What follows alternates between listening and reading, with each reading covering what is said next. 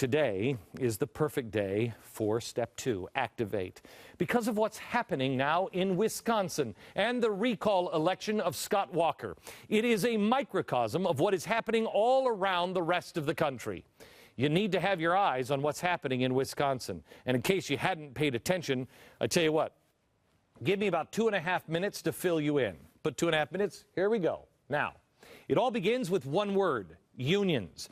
They protested Walker's budget repair bill in February 2011, claiming it violated human rights.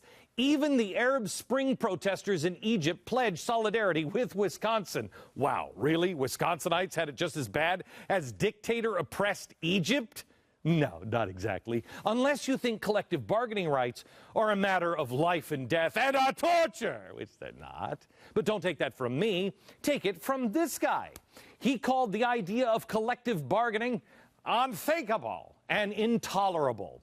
And this guy ridiculed the idea, saying it's impossible to bargain collectively with the government. By the way, he's the former president of the AFL-CIO. The cigar might have given that away. The current president of the AFL-CIO says collective bargaining is a civil rights issue, just like Martin Luther King. Really? That? Against unions negotiating with politicians about how much taxpayer money they're going to take? Oh, the similarities are striking. Sort of like the similarities between, let's say, me and this guy. You can't even tell us about. Unions swarmed the Capitol. Teachers were passionate about Wisconsin. I'm out here for my students. I would love to be teaching, yes, but I'm out here for their rights. She is. And oh, how those students cared about the issue. We're trying to stop whatever this dude is doing. Yes, whatever it is. And so they stayed and protested. Doctors wrote false sick notes so teachers could attend and not be punished. 14 Democrats childishly fled the state and hid in an undisclosed location, thus holding up the vote. Yet, the press repeatedly vilified Walker and lionized the unions and the Democrats. There's a war brewing, folks. American wage earners are under a ruthless attack. Newly elected Republican Governor Scott Walker is trying to balance the budget on the backs of school teachers, prison guards, and snowplow drivers. Walker is also on a mission to destroy basic human rights. His goal from the beginning, in Wisconsin and throughout this country, is to destroy the rights of working men and women. Yeah, not only bullcrap. Wisconsin, but here's the deal. The country. legislation eventually passed. Democrats sued. Democrats gathered 540,000 signatures necessary for a recall election, and here we are today. 0. Perfect. I'm just saying. They're voting now to save union roles. To save human rights. Yeah.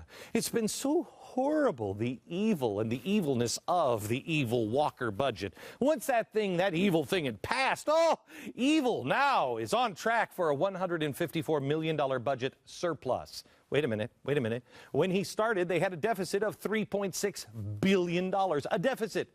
He saved over $1 billion of hard-earned money. He increased hiring and business rankings. The national unemployment rate, by the way, is 8.2%. Wisconsin, it's horrible, 6.8. So what's the rub? Here it is.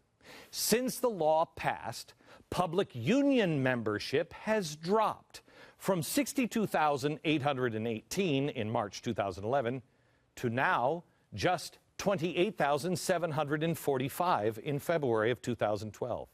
You see, what this is all about union membership drying up. And so they're blaming Scott Walker and comparing it to Martin Luther King. It's obscene.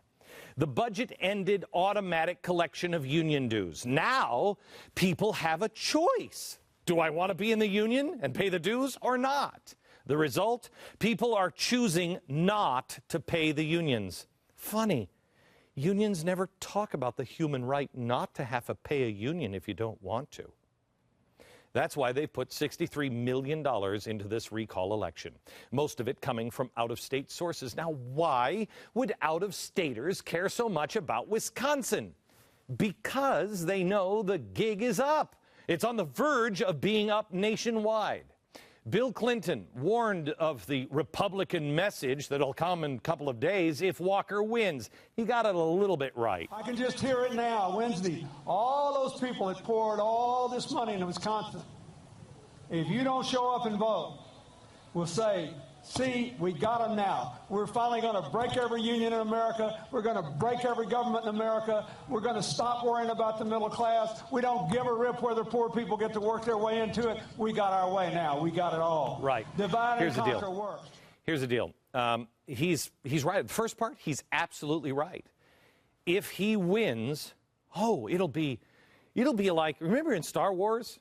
Yeah, remember when they're like, turn on the Death Star. No, don't do it, don't do it. Powering up, and the galaxy. I feel a disturbance in the Force. That's what we'll be saying on Wednesday. I feel a disturbance. It's like 1,000 union members all crying out at once. If the unions go down in Wisconsin, it will break their backs.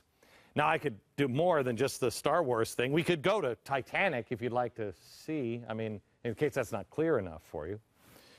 Or, of course, you could do more than just Titanic. You could do, this is the part where the guy's face melts. Do you remember that? And the car is coming off the cliff. And, watch this one down here. This is great. This is like the hello, Wisconsin unions. Now, on a cautionary note, you never want to wound an angry bear. The unions, if Walker wins tonight, will not be done. They will be wounded. They will double their efforts. And you know what that means. Expect more thuggery. It's already started. In Wisconsin, unions are intimidating people in their own neighborhoods by sending threatening email. They sent this list out. This is amazing. Dear registered voter, who votes is public record. It's of people in your neighborhood that didn't vote. We're sending this mailing to you and your neighbors to publicize who does and doesn't vote. Do your civic duty, vote. The only thing missing in this letter, honestly, is the horse head. It really is. Then they also put this letter out in windows of stores. Any store. They said they were going to boycott the local businesses who failed to place a sticker of support for the unions in their window of their shop. And they boycotted those stores. It's only a matter of time before Trump shows up at the door, I got a little problem with you, with a baseball bat.